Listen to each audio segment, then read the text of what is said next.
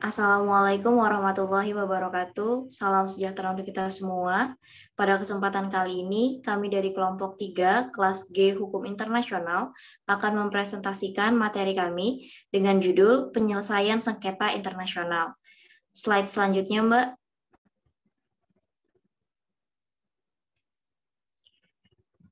Pada kesempatan kali ini, kami anggota kelompok terdapat 19 orang yang dapat dilihat pada slide yang telah kami tampilkan. Lalu kita akan lanjut ke slide selanjutnya yang akan dijelaskan oleh teman saya, Elisha Putri. Waktu dan tempat saya persilahkan. Baiklah, pada kesempatan kali ini saya akan menjelaskan mengenai apa itu pengertian sengketa internasional. Sengketa internasional dikenal juga dengan istilah sengketa antar negara. Istilah ini muncul dari pandangan klasik yang mengatakan bahwa negara merupakan satu-satunya subjek hukum internasional yang dalam perkembangannya saat ini subjek hukum internasional tidak hanya negara saja, tetapi terdapat subjek hukum internasional lainnya, yaitu individu dan organisasi internasional. Dengan demikian, yang dimaksud dengan sengketa internasional adalah sengketa yang terjadi atau muncul di antara negara dengan negara, negara dengan subjek hukum lain, bukan negara, dan subjek hukum bukan negara satu sama lain. Lalu apa penyebab munculnya sengketa internasional? Penyebab munculnya sengketa internasional terdiri yang pertama, terdapat pihak yang tidak melaksanakan kewajibannya dalam perjanjian internasional yang sudah dibuat. Yang kedua, terdapat perbedaan penafsiran mengenai isi dari perjanjian internasional. Yang ketiga, adanya perebutan sumber-sumber ekonomi. Yang keempat, adanya kasus penghinaan terhadap harga diri bangsa. Yang kelima, adanya intervensi terhadap kedaulatan negara lain. Dan yang terakhir adalah adanya perebutan pengaruh politik, keamanan, dan ekonomi regional maupun internasional. Selanjutnya terdapat metode penyelesaian sengketa internasional. Yang pertama, negosiasi. 2, pencarian fakta. 3, jasa-jasa baik. 4, mediasi. 5, arbitrase. 6, konsiliasi. 7, pengadilan internasional. Di samping 7 cara di atas, hukum internasional pun memberi keleluasaan kepada para pihak untuk mencari atau menempuh cara lainnya sepanjang cara-cara tersebut damai. Cara demikian mungkin saja tidak termasuk salah satu dari 7 cara di atas. Cara yang mungkin dapat dilaksanakan misalnya kombinasi antara negosiasi dan arbitrase. Kemudian, aturan dasar penyelesaian sengketa. Dalam piagam PBB, salah satu tujuan didirikannya PBB adalah untuk memelihara perdamaian dan keamanan internasional. Ini tampak pada pasal 1 ayat 1 piagam PBB.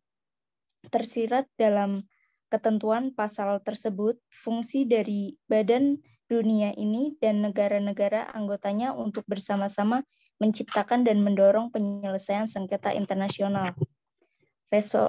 Resolusi PBB yang pertama, Resolusi Majelis Umum nomor 2625 tahun 1970.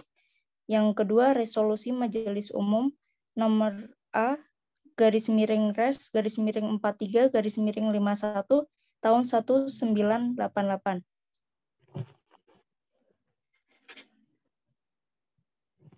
Baik, yang kedua adalah prinsip-prinsip penyelesaian sengketa internasional. Apa itu prinsip? Prinsip ya mudahnya itu sebuah standar ataupun pedoman bagi suatu hal yang dilakukan. Yang pertama itu ada prinsip itikat baik. Prinsip itikat baik dapat dikatakan sebagai prinsip fundamental dan paling sentral dalam penyelesaian sengketa antar negara. Prinsip ini menyaratkan dan mewajibkan adanya itikat baik daripada para pihak dalam menyelesaikan sengketanya. Dalam penyelesaian sengketa, prinsip ini tercermin dalam 3 tahap. Yang pertama, prinsip itikat baik disyaratkan untuk mencegah timbulnya sengketa yang dapat mempengaruhi hubungan baik di antara negara. Lalu yang kedua, prinsip ini disyaratkan harus ada ketika para pihak menyelesaikan sengketanya melalui cara-cara penyelesaian sengketa yang dikenal dalam hukum internasional, yakni negosiasi, mediasi, konsiliasi, arbitrase, pengadilan, atau cara-cara pilihan para pihak lainnya. Yang ketiga, prinsip itikat baik disyaratkan harus dilaksanakan setiap putusan lembaga penyelesaian sengketa dengan itikat baik oleh para pihak. Silakan dilanjutkan. Baik, selanjutnya prinsip tidak menggunakan kekerasan dalam penyelesaian sengketa. Prinsip ini juga sentral dan penting. Prinsip ini melarang para pihak untuk menyelesaikan sengketanya dengan menggunakan senjata kekerasan. Selanjutnya ada prinsip kebebasan memilih cara penyelesaian sengketa. Prinsip ini menjabarkan di mana para pihak memiliki kebebasan penuh untuk menentukan dan memilih cara atau mekanisme bagaimana sengketa diselesaikan. Baik, selanjutnya ada prinsip kebebasan memilih hukum yang akan diterapkan terhadap pokok sengketa. Dalam prinsip ini, ia menyatakan bahwa adanya kebebasan para pihak untuk menentukan sendiri hukum apa yang akan diterapkan atau bila sengketanya diselesaikan oleh badan peradilan terhadap pokok sengketa. Yang kelima, ada prinsip kesepakatan para pihak yang bersengketa. Dalam prinsip inilah yang menjadi dasar untuk pelaksanaan antara lain dari prinsip kebebasan memilih cara-cara penyelesaian sengketa dan prinsip kebebasan memilih hukum yang akan diterapkan terhadap pokok sengketa. Yang keenam, ada prinsip exhaustion of local remedies. Menurut prinsip ini, hukum kebiasaan internasional menetapkan bahwa sebelum para pihak mengajukan sengketanya ke pengadilan internasional, langkah-langkah penyelesaian sengketa yang tersedia atau diberikan oleh hukum nasional negara harus terlebih dahulu ditempuh atau excited. Next.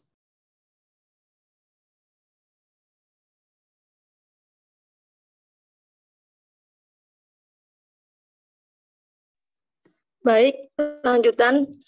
Nomor 7, prinsip hukum internasional tentang kedaulatan, kemerdekaan, dan integritas wilayah negara. Prinsip ini mensyaratkan negara-negara yang bersengketa untuk terus menanti dan melaksanakan kewajiban-kewajiban internasionalnya dalam berhubungan dengan satu sama lainnya, berdasarkan prinsip-prinsip fundamental integritas wilayah negara-negara.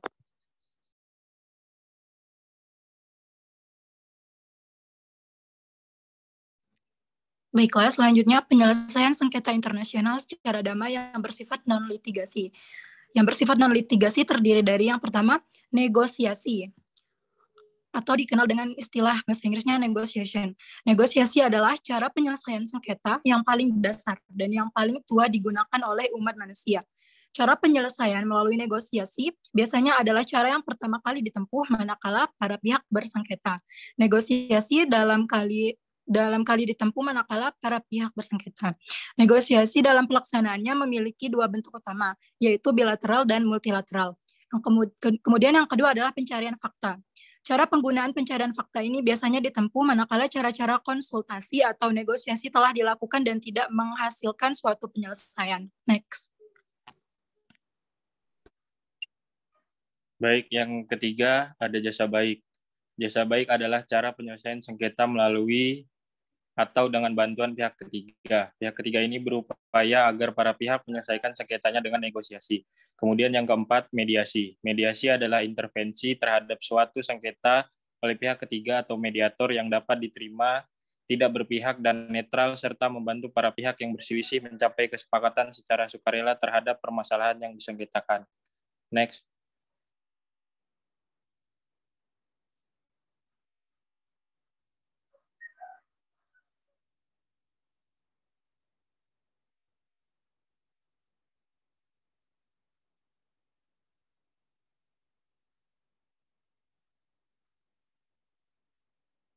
Kemudian yang kelima, konsiliasi. Konsiliasi adalah cara penyelesaian sengketa yang sifatnya lebih formal dibanding dengan mediasi.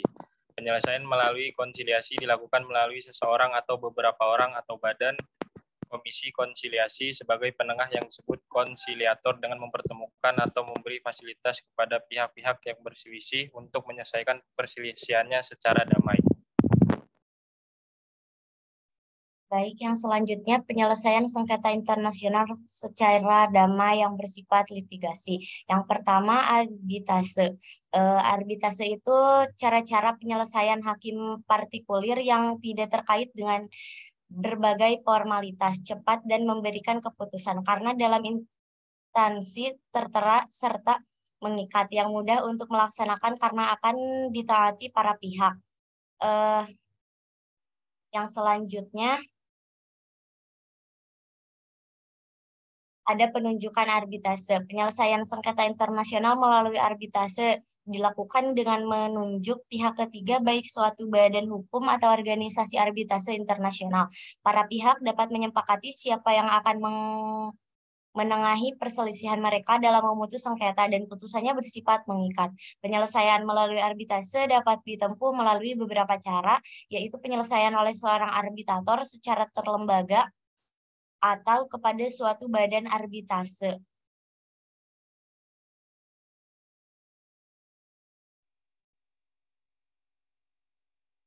Prosedur arbitrase, prosedur pengajuan permohonan pemohon atau statement of claim. Pada tahap awal, penggugat mengajukan gugatan tertulis dan mengundang otoritas lembaga arbitrase untuk meninjau dan menyelesaikan sengketa. Bila para pihak yang bersengketa telah sepakat untuk menunjuk badan arbitrase internasional yang dipilih, sehingga pihak pemohon atau klaiman sudah dapat langsung mengajukan gugatan melalui badan arbitrase internasional yang telah disepakati. Yang kedua, yakni prosedur pendaftaran statement of claim.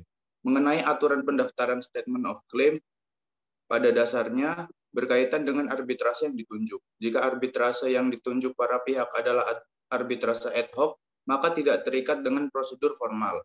Sementara berbeda situasinya jika orang yang ditunjuk adalah badan arbitrase internasional. Hal ini berkaitan erat dengan aturan formal dan administratif. Next. Prosedur pengajuan eksepsi dan gugat balik atau rekonvensi. Dalam ketentuan pasal 21 Pinsitral mengatur secara rinci mengenai tata cara mengajukan eksepsi terhadap yurisdiksi arbitrase. Pengajuan eksepsi tentang ketidakwenangan lembaga arbitrase dibatasi jangka waktunya. Putusan terhadap eksepsi kompetensi pada umumnya harus dijatuhkan majelis arbitrase dalam putusan sela. Akan tetapi hal tersebut tidak mengurangi kewenangan majelis arbitrase untuk memutus sebagai putusan akhir. Keputusan arbitrase berdasarkan ketentuan SID bahwa putusan arbitrase didasarkan pada aturan hukum yang disepakati oleh para pihak sebelumnya, kecuali jika para pihak menetapkan aturan hukum yang mereka pilih dalam perjanjian. Menurut Pinsitral, sistem pengambilan keputusan didasarkan pada dua sistem yang dibuat secara prioritas yang berskala alternatif. Prioritas pertama didasarkan pada sistem mayoritas, yang apabila hal ini tidak tercapai, keputusan dapat diambil berdasarkan sistem umpire. Dalam hal ini, ketua majelis arbitrase dapat memutus sendiri atas nama majelis arbitrase.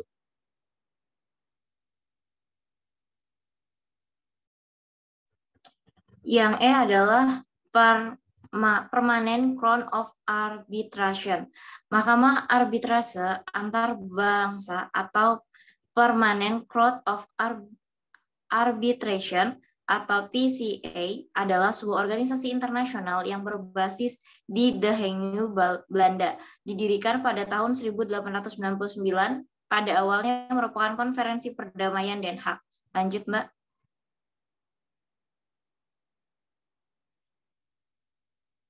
Selanjutnya adalah Mahkamah Internasional. Yang pertama, sejarah Mahkamah Internasional. Sebelumnya ada Mahkamah Internasional. Semua tugas dan wewenang Mahkamah Internasional dilakukan oleh PIIG. Adalah Badan Peradilan Internasional sebelum ada Mahkamah Internasional yang dibentuk berdasarkan pasal 14 Konvenan Liga Bangsa-Bangsa atau LBB pada tahun 1922. Terjadinya Perang Dunia Kedua pada bulan September 1939 telah berakibat serius terhadap PIIG dan secara politis telah menghentikan kegiatan-kegiatan mahkamah yang pada akhirnya membuat PCIG menjadi bubar. Selanjutnya, Mbak.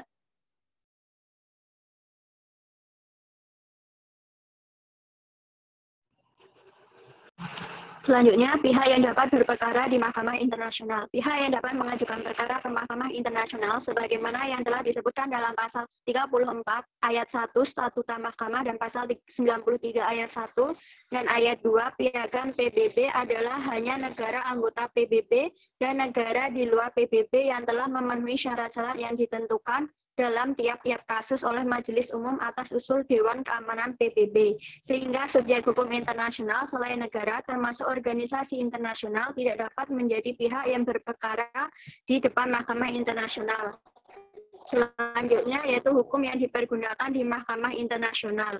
Dalam menyelesaikan sengketa Mahkamah Internasional,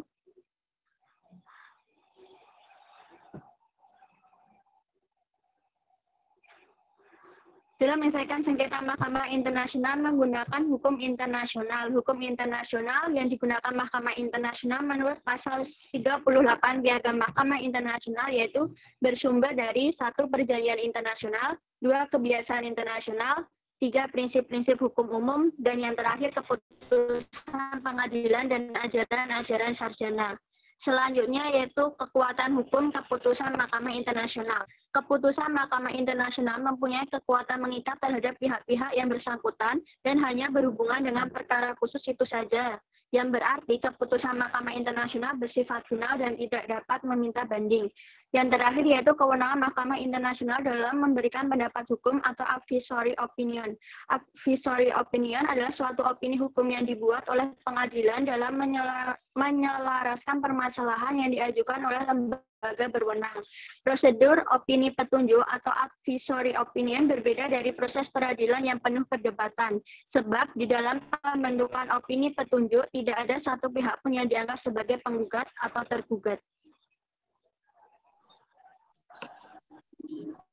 Yang selanjutnya, penyelesaian sengketa internasional berdasarkan bab 7 Piagam PBB. Yang pertama, Dewan Keamanan. Di bawah bab 7 Piagam PBB, Dewan diberdayakan untuk mengambil langkah-langkah guna menjalankan keputusan-keputusan. Keputusan ini dapat berupa memberlakukan embargo dan sanksi atau mengizinkan penggunaan kekuatan untuk memastikan bahwa mendapat terpenuhi dalam beberapa kasus. Dewan dapat secara resmi menggunakan kekuatan militer dan kolasi negara-negara anggota atau oleh organisasi regional atau melalui perjanjian, namun Dewan hanya mengambil tindakan tersebut apabila dianggap sebagai pilihan terakhir. Jika cara damai untuk menyelesaikan sengketa telah habis dan setelah menentukan bahwa ancaman bagi perdamaian, penyelenggaraan atau tindakan agresif benar-benar ada.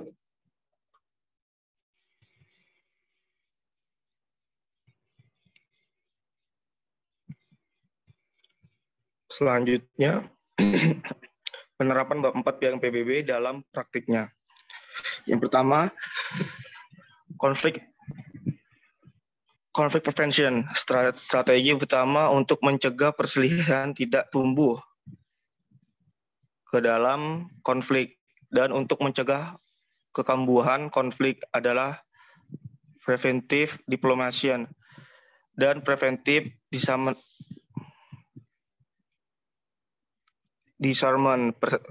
dan preventive diplomasi mengacu pada tindakan yang diambil untuk mencegah perselisihan.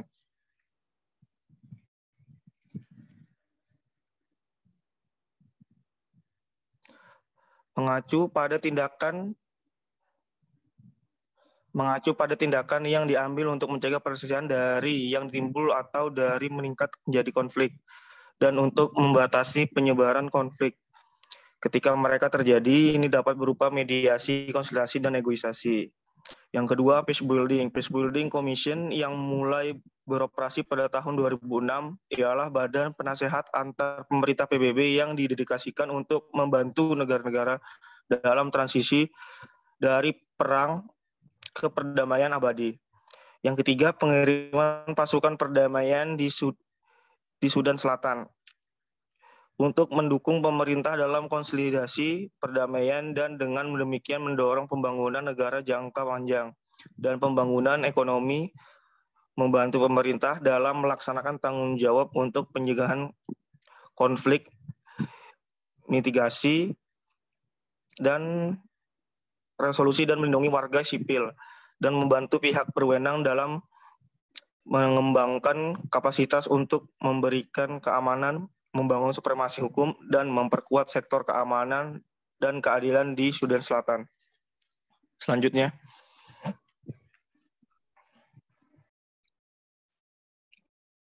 Selanjutnya yang ketiga, peran Majelis Umum.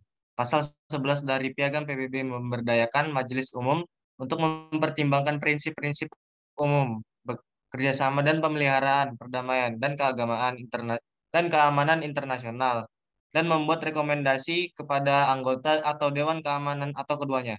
Majelis menawarkan cara untuk menemukan konsensus tentang isu-isu yang sulit, menyediakan forum untuk pembahasan keluhan dan pertukaran diplomatik. Yang keempat, wewenang Sekretaris Jenderal PBB dalam perdamaian dan keamanan internasional. Sekretariat terdiri dari staf internasional. Tugas mereka adalah sebagai beragam seperti masalah ditangani oleh PBB. Ini berkisar dari administrasi operasi penjaga perdamaian, mediasi sengketa internasional, survei tren sosial dan ekonomi, meletakkan dasar bagi perjanjian internasional untuk menorganisir konferensi internasional. Yang kelima, pasukan pemelihara perdamaian atau peacekeeping force. Pemelihara perdamaian menurut rumusan PBB adalah cara untuk menolong negara-negara yang tercabik-cabik konflik untuk menciptakan kondisi untuk perdamaian yang dapat dipertahankan. Pasukan pemelihara perdamaian bertugas memantau dan mengawasi bagian perdamaian di wilayah pasca konflik dan menolong para bekas tentara yang terlibat dalam memberlakukan kontrak perdamaian yang mungkin telah mereka tanda tangani. Selanjutnya, penyelesaian sengketa internasional dengan menggunakan kekerasan. 1. Retorsi. Retorsi adalah istilah teknis untuk pembalasan dendam oleh suatu negara terhadap tindakan-tindakan yang tidak pantas atau tidak patut dari negara lain. Wujudnya dapat berupa pemutusan hubungan diplomatik, pencabutan hak-hak istimewa diplomatik, penarikan konsesi pajak atau tarif, penghematan bantuan ekonomi. 2. Tindakan pembalasan atau reprisals. Reprisals adalah metode yang dipakai negara-negara untuk mengupayakan diperolehnya ganti rugi dari negara lain dengan memperlakukan tindakan-tindakan yang sifatnya pembalasan. Perbedaan antara tindakan pembalasan dengan retorsi adalah bahwa tindakan yang dilakukan dalam retorsi masih bisa dibenarkan oleh hukum internasional. Selanjutnya. Lanjutan. Yang ketiga yaitu blokade secara damai. Blokade damai adalah blokade yang dilakukan pada waktu damai untuk memaksa negara yang diblokade agar memenuhi permintaan ganti rugi yang diderita negara yang memblokade. Yang keempat yaitu intervensi. Sekretariat terdiri dari staf internasional. Tugas mereka adalah sebagai beragam seperti intervensi adalah campur tangan dari suatu negara terhadap masalah dalam negara lain dengan tujuan untuk memelihara atau mengubah situasi yang ada. Yang kelima, yaitu perang dan tindakan bersenjata non-perang. Menurut F. Sugeng Istanto, pertikaian bersenjata atau perang adalah suatu pertentangan yang disertai penggunaan kekerasan angkatan bersenjata masing-masing pihak dengan tujuan menundukkan lawan dan menetapkan persyaratan perdamaian secara sepihak.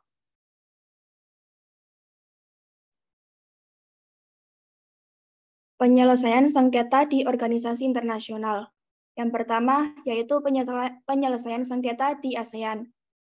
Pengaturan penyelesaian sengketa ASEAN termuat dalam The Treaty of Amity and Cooperation in Southeast Asia atau TAC berdasarkan bab 5 TAC. Terdapat 3 mekanisme atau prosedur penyelesaian sengketa yang dikenal negara-negara anggota ASEAN meliputi 1. Penghindaran timbulnya sengketa dan penyelesaian melebihi negosiasi secara langsung. Pasal 13 TAC mensyaratkan negara-negara anggota untuk sebisa mungkin dan dengan iktikat baik mencegah timbulnya sengketa di antara mereka. Yang kedua, penyelesaian sengketa melalui The High Council. Bila negosiasi antar pihak gagal menyelesaikan sengketa, masih dimungkinkan dilakukan oleh The High Council. The High Council juga memiliki peran untuk memberikan rekomendasi mekanisme penyelesaian sengketa. Mekanisme tersebut dapat berupa jasa baik, mediasi, penyelidikan, atau konsiliasi. Semua rekomendasi yang dapat diberikan oleh High Council pada dasarnya harus mendapat persetujuan dari pihak yang bersengketa. 3. Cara-cara penyelesaian sengketa berdasarkan pasal 33 ayat 1 Piagam PBB. Pasal 17 TAC ini mengatur mengenai bahwa mekanisme penyelesaian sengketa secara damai yang terdapat dalam pasal 33 ayat 1 Piagam PBB dapat digunakan oleh para pihak yang bersengketa.